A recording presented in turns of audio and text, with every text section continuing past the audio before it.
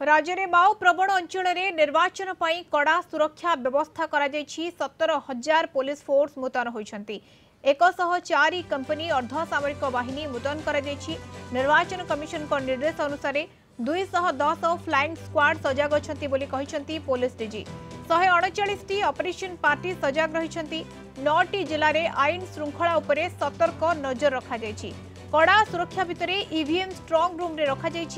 सीमावर्ती अंचल में ब्लॉकिंग चेकिंग कड़ाकड़ी करा सूचना देछंती पुलिस डीजी। आसंता काली ओडिशार प्रथम पर्याय एवं भारतर चतुर्थ पर्यायर निर्वाचन होब एवं ये जो पर्याय ओडिशार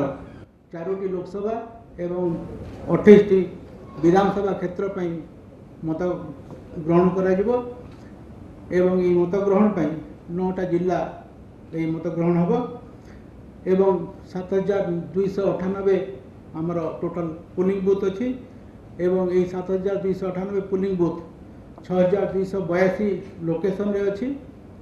केतरा जगह क्लस्टर बूथ अच्छी गोटे अधिक बूथ अच्छी एवं ये 7,298 बूथ रे आमर जो माओवादी इलाका अच्छी से 537 बूथ अच्छी एवं यही प्रथम पर्याय कि चतुर्थ पर्याय निर्वाचन आमे समुदाय 17,000 पुलिस फोर्स विभिन्न रैंकर इलेक्शन नियोजित हेबे एवं अर्धसामरिक बाहिनी 104 कंपनी एवं ओडिशार आर्म पुलिस जो बाहिनी अच्छी से 66 प्लाटून तांकर इलेक्शन परिचालना पे नियोजित हेबे एवं ये जो 9टी जिले में